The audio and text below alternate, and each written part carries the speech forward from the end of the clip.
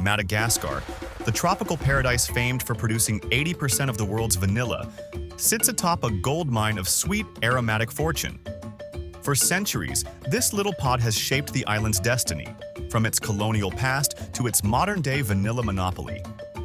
Vanilla, that humble little pod, now more expensive than silver, has fetched prices as high as $600 per kilogram. With the global vanilla market raking in an impressive $3 billion, you'd think Madagascar would be rolling in wealth, but no. The island, despite its vanilla monopoly, ranks a humble 164th out of 189 countries on the Human Development Index. So, how can a nation blessed with one of the most sought-after commodities in the world stay so crushingly poor? The answers lie in a tangle of corruption, exploitation, and an economy held hostage by the very spice that could be its salvation. Madagascar is an island approximately 587,000 square kilometers off the southeastern coast of Africa, and is hailed as the 8th continent. Why? Because it's packed with plants and animals so unique they could probably form their own island government. But don't get too distracted by the cute lemurs and exotic flora. There's a whole story behind the island that makes you wonder if nature's beauty was just a distraction from everything else going wrong.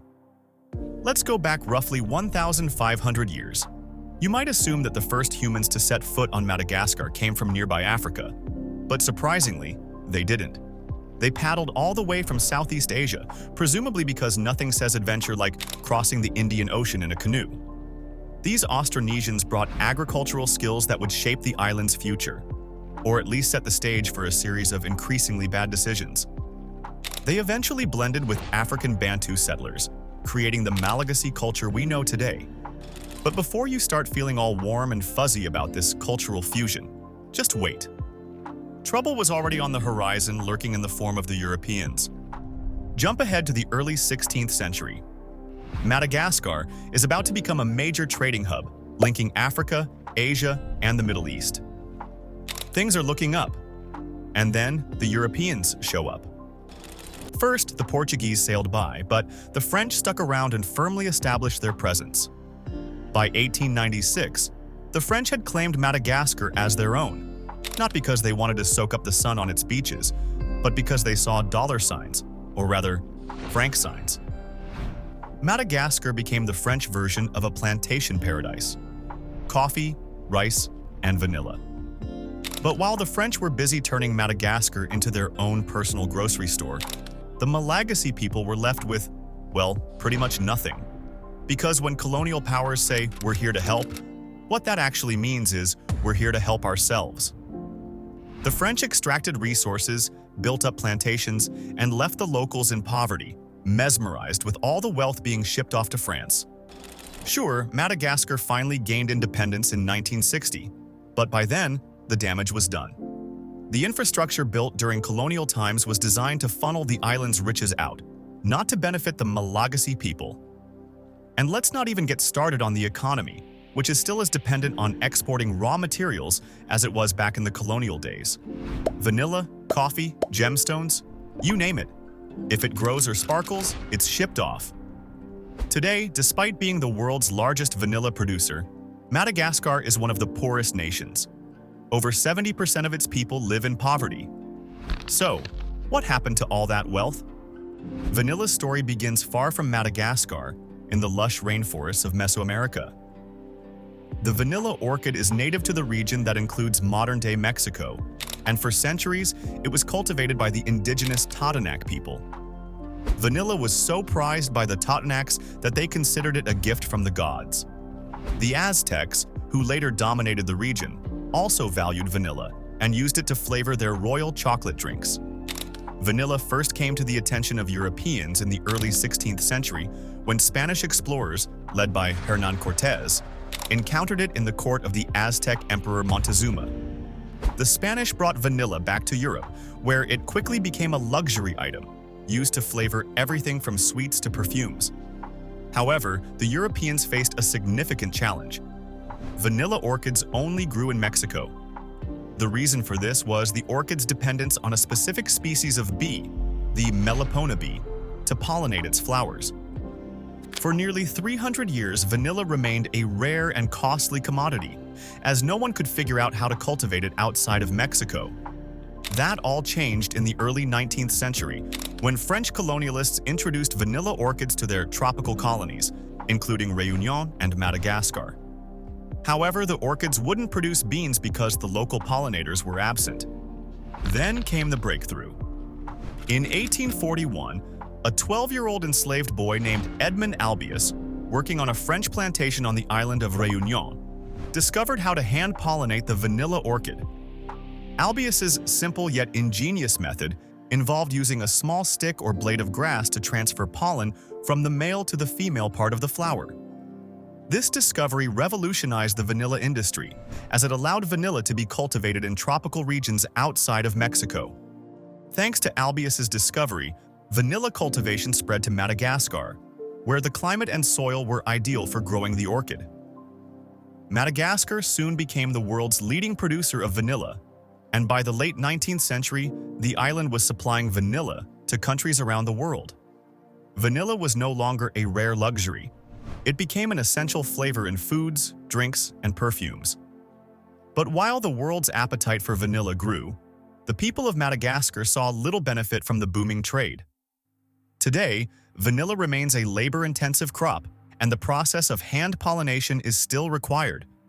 Each vanilla flower must be hand-pollinated within 12 hours of blooming, making the cultivation of vanilla incredibly time-sensitive. The discovery that brought vanilla to Madagascar transformed the island into the world's leading supplier, but the legacy of inequality and exploitation would continue to haunt the vanilla industry for generations. By the early 1900s, Madagascar was producing more vanilla beans than anywhere else on the planet. Vanilla became a national treasure, alongside coffee and cloves, promising untold riches for the country. But here's the thing. This treasure came with a heavy price. Vanilla farming is no walk in the park. In fact, it's one of the most grueling agricultural processes. Each vanilla flower must be hand-pollinated, and there's no room for error. The flower blooms just once a year, and the window for pollination, a mere 12 hours. Miss it, and the flower wilts. Gone, dead, finished. But the hard work doesn't stop there. After pollination, farmers wait a staggering 9 months for the beans to mature. Once harvested, they're in for another marathon. The beans must be dried, fermented, and dried again, all before that rich vanilla flavor emerges. Despite all this painstaking labor, Malagasy farmers rarely reaped the rewards. Foreign companies and middlemen swooped in, controlling the market and setting prices. Farmers, meanwhile, were left to sweat under the sun, earning mere scraps for their efforts. Global demand for vanilla soared, but the profits? They were funneled straight out of Madagascar. And if that wasn't enough, the vanilla market itself was like a roller coaster ride with no seatbelt. One year, prices would soar. The next, they'd plummet. Throw in the competition from cheaper synthetic vanilla and frequent cyclones that could wipe out entire crops, and farmers were caught in a never-ending cycle of boom and bust. Madagascar's vanilla trade is a true paradox. A nation supplying one of the world's most sought-after and valuable spices, yet more than 70% of its people live on less than $2 a day. So, how can a country that controls 80% of the global vanilla market remain shackled by poverty? The answer lies in the cruel irony of an unstable market and a system rigged against the very people who sustain it. First, let's talk about volatility. Vanilla prices swing like a pendulum. Take 2014 to 2018, for example. Prices skyrocketed from $80 to a staggering $600 per kilogram. Good news, right? Not quite. By 2020, prices crashed back down to $250. This roller coaster of supply and demand leaves farmers dangling without any safety net, often plunging them back into poverty just when they think they're ahead. Now, who's really pulling the strings? A handful of international companies and middlemen dominate the vanilla trade, leaving farmers with no bargaining power. Forced to sell their crop at rock-bottom prices, they watch helplessly as the same vanilla beans get flipped for massive profits on the global market. The system lines the pockets of those at the top, while Malagasy farmers scrape by on a fraction of their earnings.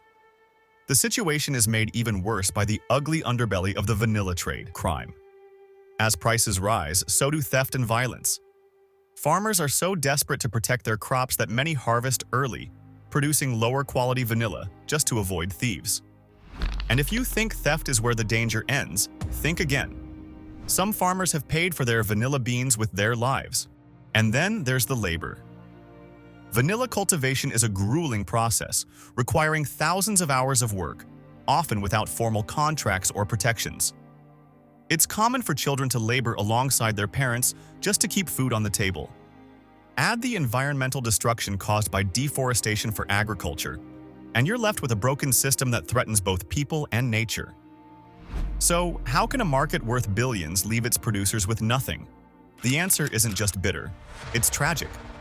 As one of the most popular flavors worldwide, vanilla weaves its way into everything from your favorite ice cream to luxurious perfumes. But how many of us stop to wonder, at what cost does this global obsession with vanilla come? While demand soars, Madagascar faces a growing crisis. The food and beverage industry guzzles down approximately 70% of the world's vanilla supply, with the United States alone consuming more than 18,000 tons of vanilla ice cream each year. Meanwhile, vanilla perfumes and cosmetics fly off the shelves in luxury boutiques.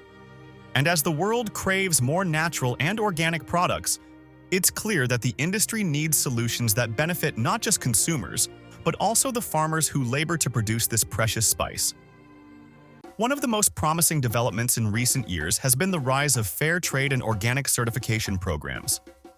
These initiatives not only aim to ensure that farmers receive a fair price for their vanilla, but they also champion sustainable farming practices. With every purchase of fair trade vanilla, consumers actively contribute to creating a more just and environmentally friendly vanilla industry, all while improving the livelihoods of Madagascar's farmers. But how do these programs work in practice? Fair trade certification requires that farmers are paid a minimum price for their vanilla, a price carefully calculated to cover the cost of sustainable production. This isn't just about fair compensation, it's about transformation. Alongside the fair price, farmers also receive a premium, a crucial fund that can be invested directly into their communities, whether that means building schools, improving healthcare, or developing vital infrastructure. This ensures that the rewards of the vanilla trade are more evenly distributed, giving farmers the opportunity to break the cycle of poverty. Do you think it's possible for Madagascar's vanilla farmers to truly break free from the cycle of poverty, or is the system too deeply rigged against them? Let us know your thoughts in the comments. Remember to hit like and subscribe for more thought-provoking content.